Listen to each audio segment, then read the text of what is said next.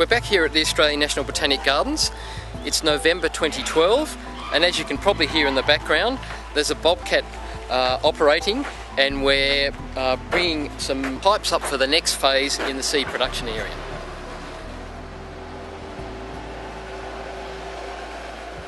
This material that we've got in here, this yellow material, is a sandstone that we've got in from out near Bundanoon. It's a quarried material, and we're keen on using it because it's weed free. That's the main criteria. So it's got no weed in it, so we won't get the issues of the weeds coming up and contaminating the seed that we're going to harvest. This is an old experimental site that was built in the mid-1980s, and we let it go for a while. But now we're resurrecting it. We've fenced it off. There's a big fence around here. Kept the kangaroos and the rabbits out. I'm Nikki Tors from Greening Australia Capital Region. I'm a project manager looking at restoration projects and also monitoring and research. A lot of the projects we do are looking at restoration of the ground cover. So the understory species that once formed a common layer across the grasslands and grassy woodlands of our region. A lot of our projects are now looking at restoring that grassy layer with a whole range of the wildflower species that once occurred. These species, they might be still relatively common, but they're not getting more common, and they tend to be getting less common. Right across the remnants that we're looking at, these species seem to be just slowly disappearing, either due to disturbance factors or development issues. And we need to look at actually actively restoring some of these species into the landscape. Without the amount of seed that will come from this project, we wouldn't be able to do the restoration works that we're planning to. So we often get seed now just from remnant populations, but we can't keep doing that as these remnant populations need the seed for their own regeneration and cannot provide enough seed for our needs. So the best step then is to gather seed, plant it into a seed production area and produce a whole lot of seed easily, and this will help provide the needs for a lot of our projects in which we're trying to restore areas of grassy woodland understory. It's different to your washed river sand. It's really nice and it holds moisture a lot better than the other material. So we think the plants should do really well in here. Down here, the idea is to have these raised garden beds. We'll plant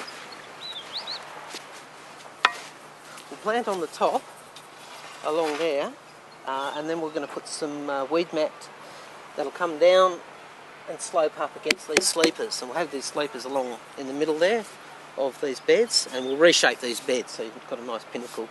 The weed mat that we're going to use is going to be to catch the seed.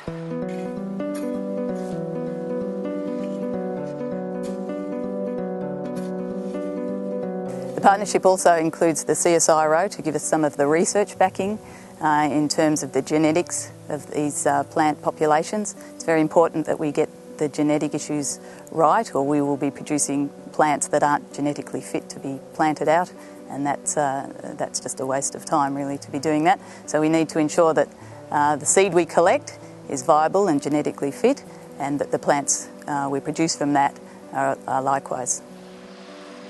It's a great project to be involved with because we're always collaborating with different people, and this time we're bringing in the science grounding to ensure that what we're doing is the best way to do it. We're also working with the gardens, who have a great deal of knowledge and expertise in growing these plants, and then we'll be taking the seed that's produced and using it in restoration out on the ground. So it's really working across different areas and bringing them together in what we hope will be a very effective and efficient process. Over in this bit here,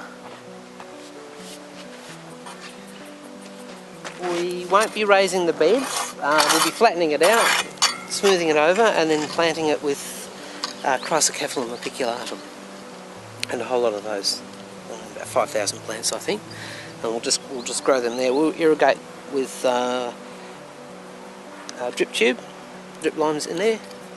We won't have weed mat down for that, because when we harvest we'll probably either use a scythe and then rake it up, or we might even use a lawnmower.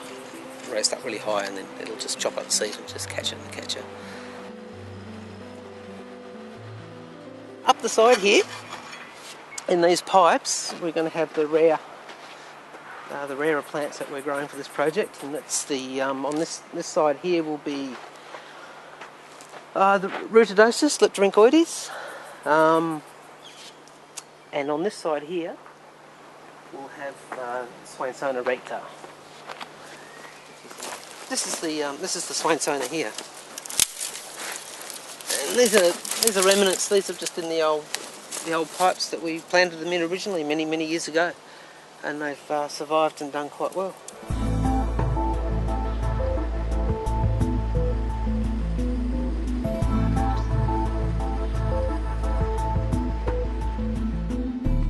A lot of these species really are right on the edge of being lost forever unless we have this kind of active intervention.